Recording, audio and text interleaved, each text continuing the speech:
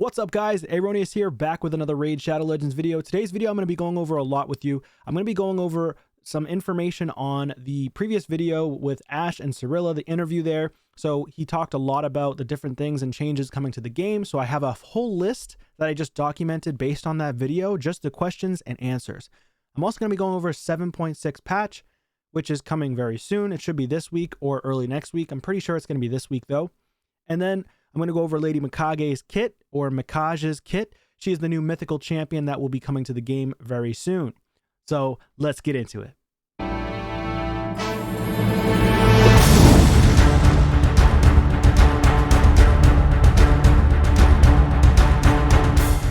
All right, so first things first, I have a whole list of what Ash spoke with Cirilla on in regards to, so I'm going to go through this as quickly as I possibly can. If you don't want to watch this and you want me to go over just the 7.6 patch, you can feel free to skip through this and go straight to the portion that I talk about 7.6 patch and then Lady Mikage's kit. So first things first, are there going to be 2x mythical champs coming to the game of Raid? When I say 2x, I mean when you pull primal shards, will there be a 2x to the primal shards? Will there be an increased chance at getting those mythicals?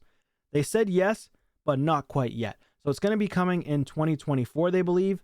It'll be they want to release a lot more champions for mythicals, that is, because they don't want players just, you know, spending a ton of money and getting all of the mythicals, and then they're going to start making +4s right away. It would just be kind of pointless to their extent, their point. Next thing was, should mythical champs be better?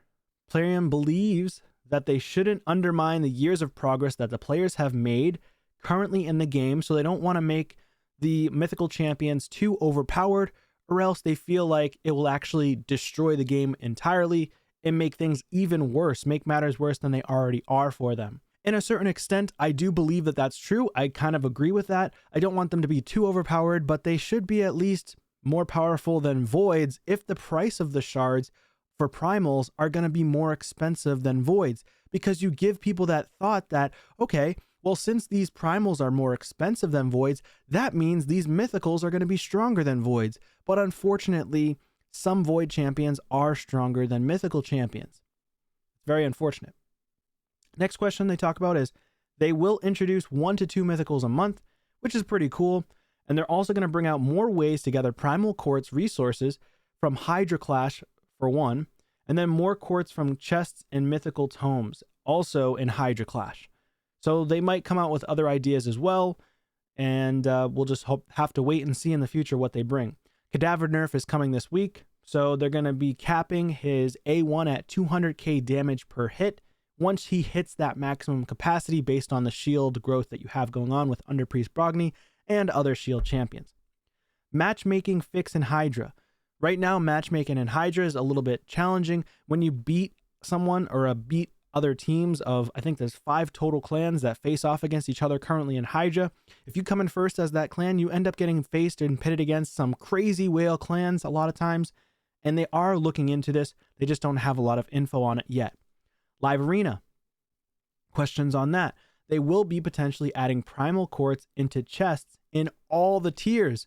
So that's pretty fantastic. Another way to farm primal shards. So that's huge. Access to mythical champs. Permanent fusion coming to Raid, similar to Razin. And we know now that that is going to be the new Lady Mikage. Very challenging and not easy. So the thought process is, and a lot of people are throwing this out there, they're thinking that it could be legendary champions fused into the mythical champion. So it would be epics fused into legendaries, fused into Mikage. But the thing is, that could be extremely, extremely challenging, but also not really a benefit for Plarium. So they could end up, we don't know what's going to happen, because if they decide to do legendaries that fuse into Mikage, will they be legendaries that we already have and own that you have to pull? Or will they be new legendaries? In that case, that would be a huge benefit for the player base. I think they should do that. They need a win. I know that they're bringing out something bigger than Doom Tower, but with this mythical champion that's going to be a permanent fusion, they really need to make it a strong one. If it's super weak, then that's not going to be good. And of course, I'm going to be talking about the mythical champions kit at the end, because we do know which champion's going to be the permanent fusion. So this week, 10-9 to 10-14, we will have the permanent fusion, which is going to be Lady Mikage, older champ, and not the Halloween champ. So, update to Siegfried. His survivability is poor, so they want to nerf, or sorry, they don't want to nerf, they want to buff him. So they're going to try to hopefully increase his HP, increase his defense to make him survive longer. Plus, he's actually one of the weaker mythicals in general out of the 5 because he doesn't have that same metamorph mechanic. It's on like a passive where it'll only work the metamorph if all of your allies are dead. So what's happening is Siegfried's the one that's dying and not all of your allies. So if you build him for damage because he has an attack and a support type of metamorph mechanic, if you build him with a lot of damage, he's not going to have a lot of supporting stats. He's not going to be very tanky. So he ends up dying. There's just no point. He's not going to be able to bring everybody back. So either they change it to the metamorph where he can metamorph and take another turn instantly like the other mythicals, or they just give him a ton of HP, ton of defense to make him easier to build. New huge content coming at the end of 2023, which is supposed to be bigger than Doom Tower. That was the whole point of Ash's video. That was like the main theme of the video, that it's bigger than Doom Tower. It's going to be a lot of content to conquer, very similar to the content we have right now with missions. So if it's very similar to missions, it's basically like you're trying to get Ramantu. Or it could be, I think she actually said, very similar to Lydia. So in this case, when you go to, let me go ahead and do this really quickly. So for Lydia in Faction Wars, is it going to be content as vast as this? Because she said something in regards to Lydia, similar to Lydia. Or is it going to be another separate set of content that's not Doom Tower, but you're facing bosses similar to Doom Tower, but not the same? A little bit confusing there. There's not enough information yet on it, but hopefully we get some more information soon. So they haven't mentioned what type of content. Videos coming out soon from Plarium. Hopefully it comes out as quickly as possible. And the new content is not the Great Void. Why do you include rares in primals? This is a question that a lot of people have asked. This is something that I said, obviously you shouldn't put rares in primals, or you should reduce the amount of rare drop rate. Maybe reduce it down to like 40% or 50% drop rate of rares if they want to keep it in there, because they're never going to get rid of it. They just won't. They don't want people getting crazy amounts of epics from primals, okay? And so they're just not going to change that. Sacred shards are the best, Cirilla mentioned. Mythical shards should be approximately the same value as voids, but in the start, primal shards shouldn't cannibalize importance of sacred shards. That to me didn't really make any sense. I think what she meant was like, she doesn't want the price of primals to match that of like voids, which is pretty cheap for the most part, especially if you can get legendaries and you can get mythicals from primals. So I think maybe they don't want people to buy a crazy amount of primals, which honestly, it's just going to be the big spenders anyways. So why does that even matter? At the end of the day, they're just trying to, make some money, right? We already know that. Will voids be added to the primal shards? They have no plans for this in the distant future, but they may reconsider. And I'm thinking they're only going to reconsider if they're not doing well as a company. Will you increase storage? Yes, they are. They're going to increase storage, 200 slots for your champions, artifacts, and accessories. People hate blessings. What about polymorph? They'll be nerfing it in Q1 2024. 1 proc per instant is what was the suggestion from Cirilla. So basically, all they're going to do is nerf the polymorph so it only procs 1 time. It won't proc multiple times for every debuff you land. Take, for example, this really strong champion. Basically all champions. But you got Ramantu, right? Ramantu Drake's Blood. Where is he? He's a Skinwalker, I think. Is he a Skinwalker? No, he's not. I forget what he's at. Where is he at? Lizardman? There he is. So he places a lot of debuffs. You really can't use him very much in live arena, tag team arena anymore because of all these debuffs. So right now, polymorph works where it procs every single debuff that's landed. Okay, so if you have a 6-star blessing, you have, I think it's what, 15% chance or something like that, or 20% chance every single time. So that's 15, 15, 15, 15, 15. So it's like kind of crazy. And just so I'm not wrong on that 15% chance, let me go and take a look at one of my champions who does have polymorph, and that's Ultimate Death Knight. A lot of people put Ultimate Death Knight in polymorph. So you have a 20% chance of placing an irresistible sheep. So that's 5 times, proccing 20% chance for every debuff, and that's why it's so strong. Changing it to a procs once per instant will help, but it's still going to make the sheep strong. It's still going to make polymorph strong, but it's a step in the right direction.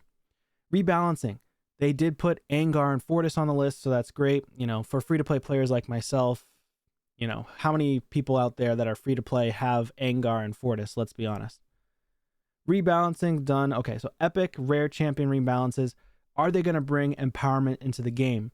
So they said they're focusing on legendary champions to rebalance first, and then they might look at rebalancing epics. That doesn't necessarily mean they will rebalance epics. No go right now on rare and epic empowerment.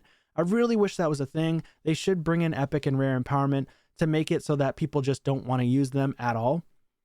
Any other huge updates coming to the game? Clan Wars Q3 is what my guess is. Q3 or Q4 in 2024.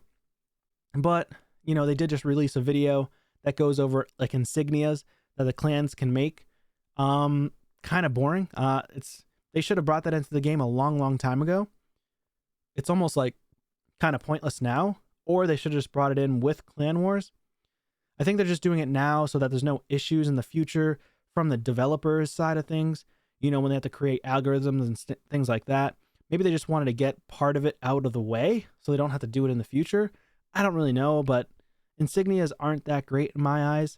It's just like, it's not a huge quality of life thing. It's not like making me jump for joy just because we have an insignia for the clan.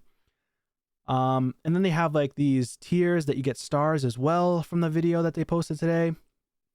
Meh. I mean, again, there's no rewards. It's kind of pointless. Artifact Ascension rerolls, that will be really cool. Coming 2024. They didn't say exactly when it was. Again, I put Q2 or Q3. That's just my suggestion, or that's just my thought on when they're going to probably roll it out. Anything happening with life tokens, they have to follow up with the devs on this. So a couple of people that have come to me and thank you for giving me this information. Some of this stuff I did think about on my own as well, but kind of second him in this. In the inbox, possible changes for the future. If possible, with quality of life changes. Player, if you do watch this video, please, if you can make these changes, it would be awesome. Let's roll and sell gear directly from the inbox, which is right here. So you have the inbox on the top right. It would be nice if we could re-roll and sell artifacts from here. I actually have asked for this in the past. I don't know why they don't do this, but it would be very, very beneficial, especially if people are full, because Ash, you saw, he had a full inbox space. In the tavern, create advanced filtering so we only want to deal with 4-star champions, for example. We don't have to wade through the sea of 2 and 3 stars to get them. So in the tavern right now, when you're going and feeding champions, it's kind of a pain. And I know Ash kind of had something similar to this, but I think it was more so like putting in as many champions as possible. What they're going to change is they're going to make it so that at the left side here, you can see right here, this little circular thing, this yin and yang sign. It's going to be at the top left. So when the update comes live, you can click it so that these types of champions, when you're feeding them, when you go to feed a champion into another champion, you have to sacrifice them and click this button. But this button won't pop up based on the champions that you don't want it to pop up on. So that's kind of cool. Bonus wish list. Batch upgrade champions. Say you are doing champ training and adding 2 brews to a bunch of 3-star champions. Let us select a group and apply the same number of brews to all of them at once. Yeah, that's pretty cool because right now you can do that. So say you wanted to put in brews to a champion right now, like say I want him and I want to level him up and I just want to max him out. This is what he means, except with specific champions that you're trying to group up. So you want to group up multiple 3 stars. Say you have, this is very similar to what Ash had said as well, like Watcher of Realms, where you can choose a bunch of champs and just level them up right away. Missions, change the summon Gomlock mission to summon Eurost. Make it less time gated for the people who are trying to grind everything else out. Yeah, that's a mission of, it's a quality of life thing, but I don't think they're going to change that anytime soon. Only because, you know, they want to time gate things for people. They don't want to make the game so easy for people, But in the future, as time goes on, I'm sure as a business, they will make it a little bit easier for people. I just don't think they're going to do it anytime soon. Daily quests. Remove the use one Hydra key quest because forcing people to do a key randomly when Hydra class is encouraging competitiveness is not an even playing field for all. Yeah, that makes sense. I don't like that either. I think it's kind of annoying. It's more of a nuisance to me. You know, every time I see that come up, I'm like, I don't really want to see that. But anyways, we're going to move on to the 7.6. Let's do that right now. So here we go. So 7.6, of course, I'm not going to read through this all, but you can see clan insignia. I did talk about that. You know, you can shape and choose several shapes, patterns, symbols, and then the clan leader would end up deciding on the last one, basically. So anybody can go in and create the insignia on the clan. And then the clan leader will decide on the best one and choose that for the clan going forward. Of course, it can always be changed, I'm sure. Clan League, you know, Clan League's a little bit annoying. This is where you don't get any rewards at all, but competing and doing well in various clan tasks, CVC tournaments, Hydra Clash at the time, will earn clan points, which then will be converted into stars to appear above the clan's insignia. I mean, honestly, I think this is how they want clans to be paired up with other clans in the future in terms of the competitive side of things and making sure that the ranking is done right. But I don't know if that's going to help or not.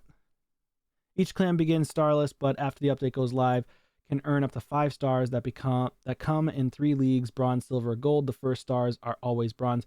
So I do feel like this is setting all the clans up for the future content for clan versus clan wars, I mean. So for Clan Wars, I feel like that's what they're doing with this. The only issue is they're not incentivizing it in any way. To Ash's point, it's kind of frustrating that they're not incentivizing it at all. But it is what it is. There's nothing we can do about that. Halloween events are coming this year. Of course, as always, they're going to have some promo codes come out, so that's pretty cool. Quality of life improvements. The events tab will be improved. So that's pretty cool. They did have some pictures and visuals on this in the video that they posted today, so you should definitely check it out.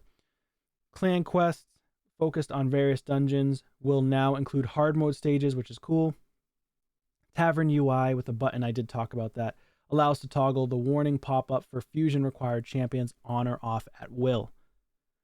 So we got Lady Mikage, or Mikage, I think it's Mikage though. So her base form, Shadow Lash, attacks one enemy with one random ally from the Shadowkin faction. The ally joining the attack will use their default skill and places a shield buff equal to 10% of this champion's max HP on the ally with the lowest HP for 2 turns, so that's pretty cool. On the A2, Silken Snare attacks all enemies, decreases the duration of all enemy buffs and all debuffs by 1 turn, then increases the duration of all enemy debuffs and all ally buffs by 1 turn, so that's pretty cool. So this is a good ability. I don't believe this will proc a sheep, so that's kind of cool about that because it's just decreasing the duration.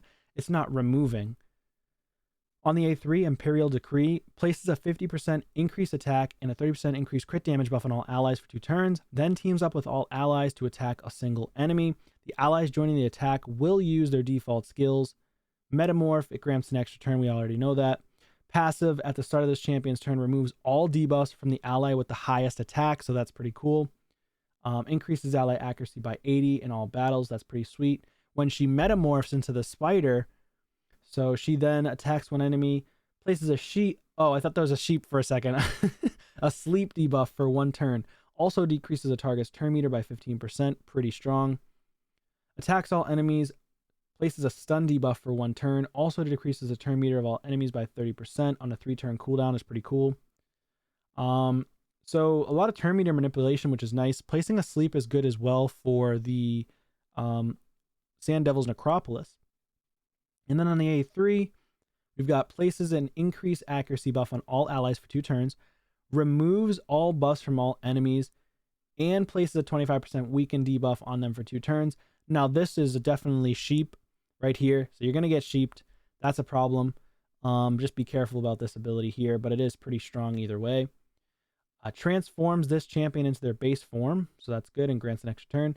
For this passive, Demonic Glower, at the start of this champion's turn, decreases the turn meter of an enemy with the highest attack by 15%. That's pretty sweet. Very good for arena. Very good for general progression as well. And but yeah, very good arena ability here. Also a strong champion for Hydra because increased accuracy on everybody, removing all buffs and placing weaken on all the Hydra heads. That's super strong because she doesn't hit the Hydra head, so she just places it. So you're not going to have any issues with weak affinity, and you're not going to have any issues with the poison cloud ability as well. Anyways, thank you guys for watching. Really appreciate you all for sticking around this far if you've watched this far. And yeah, let me know your thoughts and comments down below. Let me know what you think about all these updates, and I hope to see you on a video soon. Take care.